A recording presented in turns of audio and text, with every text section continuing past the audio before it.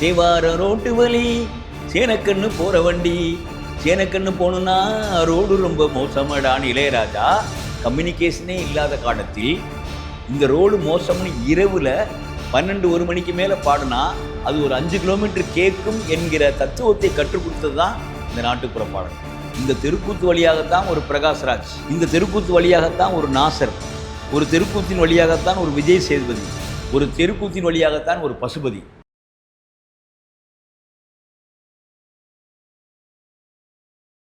ஒரு கரகத்தை சொல்லிக் கொடுக்கும்போதோ, ஒரு ஒயிலை சொல்லிக் கொடுக்கும்போதோ, ஒரு சிலம்பத்தை சொல்லிக் கொடுக்கும்போதோ, அல்லது நீங்கள் இன்றைக்கு ஆடக்கூடிய ஒரு மரக்கால் ஆட்டம், அந்த மரக்கால் ஆட்டம் ஒரு கலைஞனுக்கு கலைமாமணி விருதே கொடுக்கக்கூடாதுன்னு சொன்னப்போ போராடி பெற்றுத்தந்த அமைப்பு தான் எங்களுடைய மாற்று ஊடக அமைப்பு. ஏன் மரக்கால் ஆட்டத்துக்காக போராடுறோம்? மரக்கால் ஆட்டம் கிட்டத்தட்ட மனிதன் 5 அடியோ 6 அடி 3 அடி இருக்கிறான்னா அவனுக்கு மேலே ஒரு 4 அடி 5 அடி கம்பு மேலே நின்று பண்ணுவான். மரக்கால் ஆட்டம் எப்படி வந்தது? ஒரு இளைஞனுக்கு எப்படி தெரியும் அது? ஒரு காலத்தில் அரசுடைமை சமூகம் மன்னர்கள் இருந்தப்ப மன்னர்களுடைய அரண்மனைக்கு பெயிண்ட் அடிக்க பயன்பட்டது தான் அந்த மரக்கால். ஒரு ஆள் அந்த மரக்கால் மேலே நின்றுக்கிட்டு இருப்பார். அதுக்கப்புறம் மலைவாழ் மக்கள் அந்த மரக்கால் வழியாகத்தான் பெரிய பெரிய தேன்றாட்டெலாம் எடுக்கிறாங்க. இப்போ ஜவாதி ஹில்ஸ் மக்கள்லாம் ஏணி வச்சுலாம் எடுக்கிறது இல்லை, அந்த மரக்கால் வழியாக தான் எடுக்கிறாங்க. அப்போ அதை ஒரு ஆட்டமாக நம்ம வந்து கொண்டு வர்றோம். அந்த மரக்கால் காட்டம் என்ன கொடுக்குது? உயிரை பணைய வச்சு ஆடுற ஆட்டம். அந்த மரக்கால் மேலே ஏறி நிற்கும்போது ஒரு நம்பிக்கை வருது. மரக்கால் மேலே ஆடும்போது காலை தூக்கும்போது அவனுக்கு ஒரு பேலன்ஸ் கிடைக்குது. அப்போ மரக்கால் ஆட்டத்தை இளைஞர்களுக்கு சொல்லிக் கொடுக்குறோம். அப்போ நீங்கள் இளைஞர்களுக்கு ஒரு பவர் பாயிண்ட் ப்ரெசன்டேஷன் போட்டு அதுக்குள்ளே ஒரு எழுத்துக்களை பதிய வச்சு பெரிய அளவில் personality development, problem solving technique அப்படின்னு சொல்லிக் கொடுக்குறதுக்கு பண்ணல, ஒரு ப்ராப்ளத்தை சால்வ் பண்ணுறதுக்கு மரக்கால் ஆட்டம் இருக்குது. களியல் ஆட்டம் சொல்லிக் கொடுக்குறோம். நீங்கள் தூத்துக்குடி போனீங்கன்னா உவரிநாதர்னு ஒரு கோவில் இருக்குது. அந்த உவரிநாதர் கோயிலில் இருக்கக்கூடிய மீனவ பெருமக்கள் ஆடுகிற ஆட்டம் தான் உவரி களியல். அந்த களியலில் சின்ன கம்பு தான், ஒரு அடி தான் இருக்கும். அந்த கம்பை சுழட்டி சுழட்டி ஆடும்போது எதிர்த்தாப்பில் இருக்கிறவரோடு தன்னம்பிக்கையோடு ஆடுவதற்கான கூறுகள் இருக்குது. பரதவ மக்கள் ஆடக்கூடிய ஒரு ஒயிலாட்டம், பரதவ இளைஞர்கள் ஆடக்கூடிய ஒரு உவரி களியல்.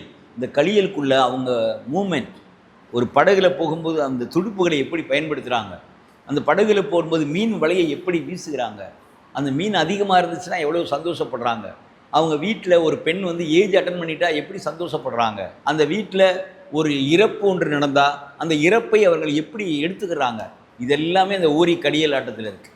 அப்போ அந்த ஊரி களியல் ஆட்டத்தை சொல்லிக் கொடுக்கும்போது இளைஞர்களுக்கு ஒரு இனக்குழு மக்கள், பரதவ மக்களினுடைய வாழ்வியல் வரலாற்றை அவங்களால தெரிஞ்சு கொள்ள முடியும். அதனால தான் நாங்கள் என்ன பண்ணுறோம், உவரி களியல் சொல்லிக் கொடுக்குறோம். பெரிய கம்பு ஆட்டம்னு ஒன்று இருக்குது, சிலம்பத்திலிருந்து மாறுபட்டது. இவ்வளோ பெரிய கம்பு இருக்கும், மூங்கில் கம்பு. அந்த மூங்கில் கம்பில் அதை எடுத்துக்கிட்டு மூவ் பண்ணுறதே கஷ்டம். அப்படி மூவ் பண்ணும்போது மற்றவங்க யாருக்கும் பாதிப்பு ஏற்படாத அளவுக்கு மூவ் பண்ணுவாங்க. அது வந்து ஒரு போர்க்கலைக்கான ஒரு ஆட்டம். தேவதுந்துபின்னு சொல்லக்கூடிய, தேவராட்டம்னு சொல்லக்கூடிய தேவதுந்துபி ஆட்டம்னு ஒன்று இருக்குது. அதை இளைஞர்களுக்கு கற்றுக் கொடுத்தோம்னா போர் முறைகளை கற்றுக்கிறலாம். ஏன்னா ஒரு காலத்தில் அந்த தேவதுந்துபி ஆட்டம் போர் வாளையும் கையில் பிடிச்சிருக்கிற வாளையும் எப்படி போர்க்கலைகளுக்காக பயன்படுத்துறது அப்படின்னு டடுக்கு டிட்டுக்கு டிட்டுக்கு டிட்டுக்கு டடி டிட்டுக்கு டி டக்.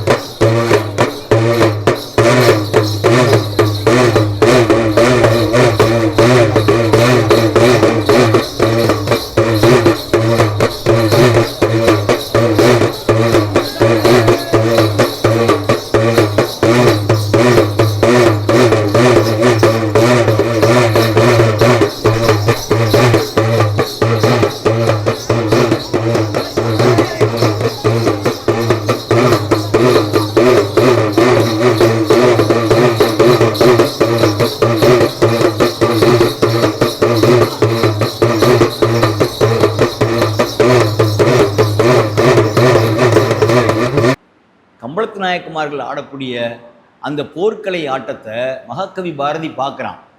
பாரதிக்கே அந்த ஆட்டக்கலை வந்து பிடிச்சிருக்கு. அவன் என்ன பண்ணுறான், டடுக்கு டிட்டுக்கு டிட்டுக்கு டிட்டுக்கு டடி டிட்டுக்கு டி டக், அதுலேருந்து தான் பாட்டு எழுதுறான். செந்தமிழ்நாடனும் போதினிலே இன்பத்தேன் வந்து பாயுது காதினிலேன்னு பாடுறான்.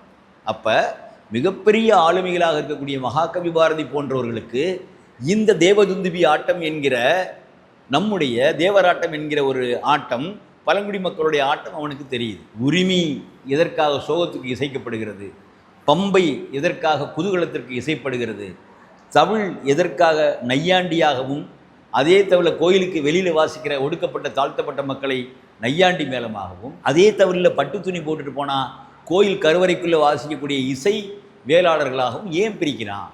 ஒரே தோலில் செய்த கருவி தானே. அது ஏன் உள்ளே வாசிக்கும்போது, கருவறைக்குள்ளே வாசிக்கும்போது அவர் இசை வேளாளராகவும், கருவறைக்கு வெளியில் வாசிக்கும்போது ஒரு ஒடுக்கப்பட்ட தாழ்த்தப்பட்டவனுடைய கருவியாகவும் ஏன் பார்க்குறாங்கங்கிற வேறுபாட்டை இளைஞர்களுக்கு எடுத்துகிட்டு போக வேண்டிய பொறுப்பு நமக்கு இருக்குது. கரகம் கவனத்தை தருவதற்காகவும், சிலம்பம் போர்க்கலையினுடைய வீரத்தை தரக்கூடிய உடல் மொழியை சரி செய்வதற்காகவும். இப்போ நாட்டுப்புற பாட்டு இருக்குது. இப்போ சும்மா ஏதோ காதல்ங்கிற பேரில் சும்மா ஏதோ தேவையில்லாத காதல் பாடல்கள் இருக்குது. ஓர பார்வை பார்க்கும் இந்த பாடம் தந்தது யாரடி, ஒரே ஒரு தரமாவது நேரா நின்று பாரடி, எப்படித்தான் இருக்கும் பூமுகமோ, என்னைக்குத்தான் வெத்தனை வாயில தான் ஒரு வார்த்தை வருமோ. அந்த பாட்டுக்குள்ளே இருக்கிற தெம்மாங்கு, கன்னி, சோழமலை தெம்மாங்கு, கழுகுமலை தெம்மாங்கு, சிந்து, இது எல்லா ராகங்களையும் புரிந்து கொள்ளணும்னா காதல் எதற்காக பாடுறோம், வீரம் எதற்காக பாடுறோம். தேவார ரோட்டு வழி சேனக்கண்ணு போகிற வண்டி, சேனக்கண்ணு போகணுன்னா ரோடு ரொம்ப மோசமடான்னு இளையராஜா ஒரு படத்தில் ஒரு வண்டி பாட்டில் பக்கத்து ஊர் தெருவில் ரோட்டில் போகிற ஒருவனுக்கு இங்கேருந்து ஒரு வழி சொல்கிறாரு. இரவாடி பாடல்னு பேர். இன்றைக்கி இரவாடி பாட்டே கிடையாது. அப்போ அந்த இரவாடி பாட்டை நம்முடைய இளைஞர்களுக்கு சொல்லி கொடுத்தோம்னா பக்கத்து கிராமத்தில் இருக்கிறவனுக்கான பிரச்சனையை சொல்கிறாங்க. தேவார ரோட்டு வழி சேனக்கண்ணு போகிற வண்டி, சேனக்கண்ணு போகணுன்னா ரோடு ரொம்ப மோசமடா, ரோடு ரொம்ப மோசமடா. கம்யூனிகேஷனே இல்லாத காலத்தில் இந்த ரோடு மோசம்னு இரவில் 12-1 மணிக்கு மேலே பாடினா அது ஒரு 5 கிலோமீட்டர் கேட்கும் என்கிற தத்துவத்தை கற்றுக் கொடுத்தது தான் இந்த நாட்டுப்புற பாடல்கள். நீங்கள் தோவாளை பகுதிகளில், நாகர்கோவில் பகுதிகளில், தோவாளை பகுதிகளில் வந்து இருக்கக்கூடிய பொம்மலாட்ட கலைஞர்கள் சரபோஜி மன்னர் காலத்திலே இங்கே வந்தவங்க. சரபோஜி மன்னர்கள் ஏன் அவங்கள கூப்பிட்டு வந்தாங்க அப்படின்னா, ஆங்கிலேயர்கள் சரபோஜி மன்னர்கள்ட்ட கடன் வாங்கி கப்பல் விட்டுருக்காங்க. அந்த கடனை திருப்பி கொடுக்கல. அந்த கடனை எப்படி திருப்பி வாங்குறது ஆங்கிலேயர்கள்ட்ட? உடனே நாட்டுப்புற கலையில் முக்கியமான கலையாக இருக்கக்கூடிய தோல்பாவை கூத்தினுடைய வழியாக ஆங்கிலேயர்களுக்கு போட்டு காட்டி, அந்த தோல்பாவை கூத்தின் வழியாக கடன் கட்டாத பிரச்சனையை சொல்லி ஆங்கிலேயர்களை அச்சுறுத்தி இருக்கிறாங்க. வணக்கம் வணக்கம் இங்கு வணக்கம், இங்கு வந்திருக்கோம் அனைவருக்கும் வணக்கம். ஐயா வணக்கம் வணக்கம் இங்கு வணக்கம், இங்கு வந்திருக்கோம் அனைவருக்கும் வணக்கம்.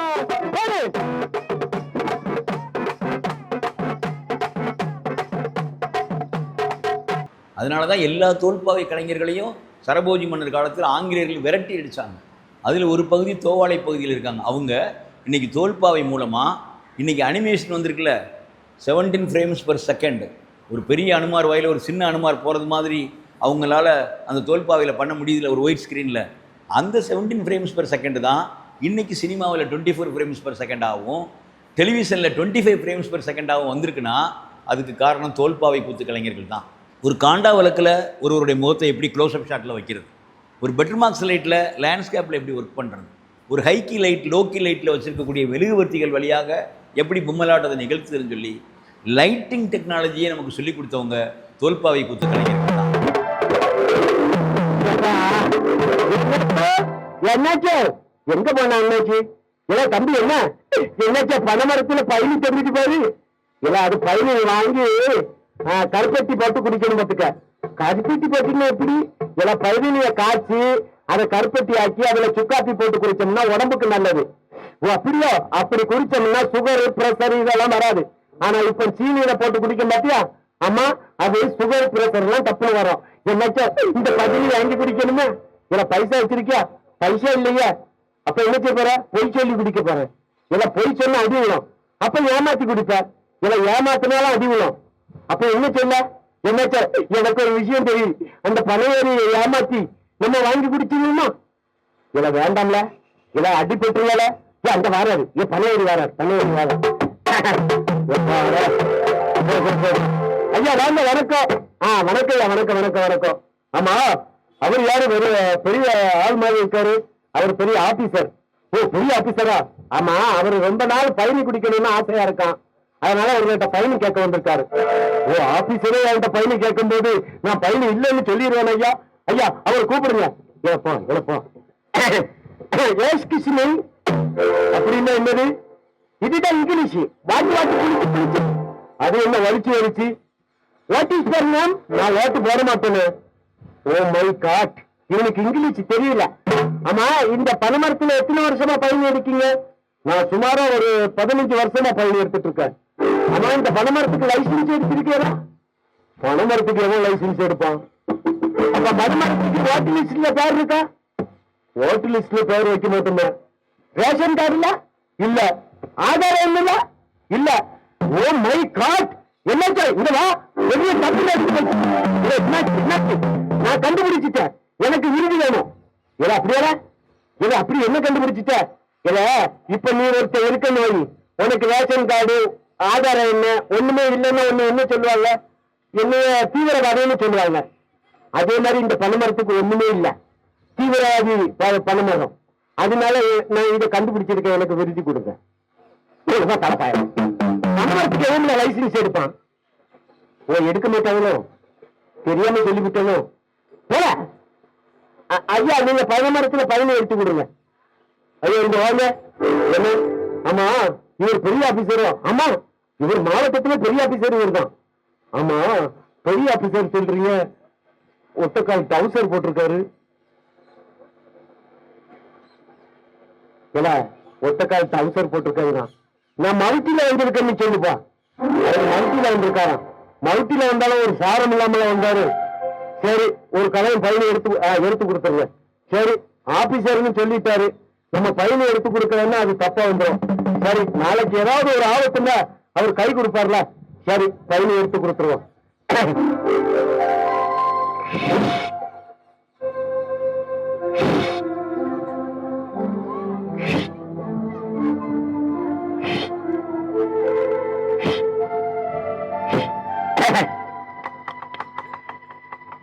ஆமா, அந்த பதவியை எதுக்கு எடுத்து கொட்டுறீங்க? ஐயா, அந்த பதவியை எடுத்து கொட்டிட்டு ஆமா அது என்ன சீவி விடுவீங்க? அதையா அந்த பாலையை சீவி விட்டாதான் அடுத்த பதவி போடும். ஆமா, அந்த சுண்ணாம்பு எதுக்கு எடுத்துறாங்க? அந்த சுண்ணாம்பு எடுத்துறாதனால சுண்ணாம்பு பதவி போடும். ஓ, அப்படியா? சரி ஐயா, சரி சரி.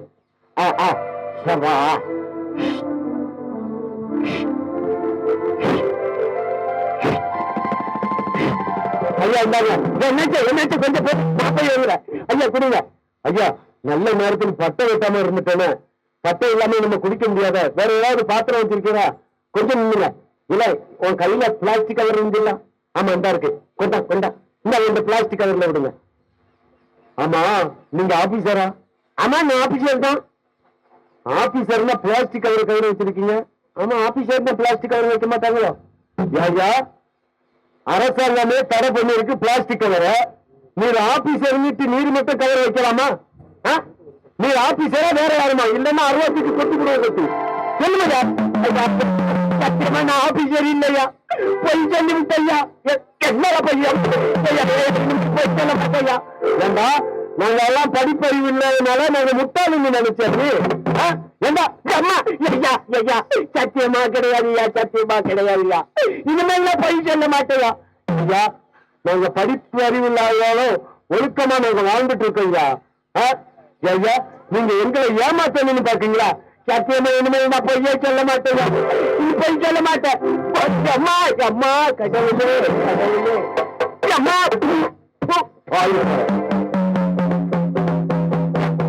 தலைப்பாயிர. இதுக்குனால பொய் சொல்லக்கூடாதுங்கிறது. உண்மையை சொல்லி நல்ல பேரை எடுத்து ஏதாவது பசிக்கு ஆகாரம் கொடுங்கன்னா யாருனாலும் கொடுப்பாங்க. ஆனா இப்படி பொய் சொன்னா இப்படிதான் அடிபட்டு சாகணும். கடவுளை, இனிமேல் சத்தியமே நான் பொய்யே சொல்ல மாட்டேன்ப்பா. திருக்கூத்து கலைஞர்கள் தான் ஒரு நார்த்தேவன் கூடிகாடு கூத்துக்கும், ஒரு கணியன் கூத்துக்கும், ஒரு உருளைக்கிழங்கு கூத்துக்கும், ஒரு வன்னியர் கூத்துக்கும், ஒரு தெருக்கூத்துக்கும் உள்ள வேறுபாடுகளின் வழியாக மனித உடல்களை சரி செய்தவங்க. இந்த தெருக்கூத்து வழியாகத்தான் ஒரு பிரகாஷ்ராஜ், இந்த தெருக்கூத்து வழியாகத்தான் ஒரு நாசர், ஒரு தெருக்கூத்தின் வழியாகத்தான் ஒரு விஜய் சேதுபதி, ஒரு தெருக்கூத்தின் வழியாகத்தான் ஒரு பசுபதி. அப்போ அந்த பாடி லாங்குவேஜின் மூலமாக தான் இவர்களெல்லாம் உருவாக்கியிருக்கும் போது நம்முடைய இளைஞர்களுக்கு இந்த சமூகத்தை சொல்லிக் கொடுக்கணும். எப்படி சமூகத்தை சொல்லிக் கொடுக்கிறது?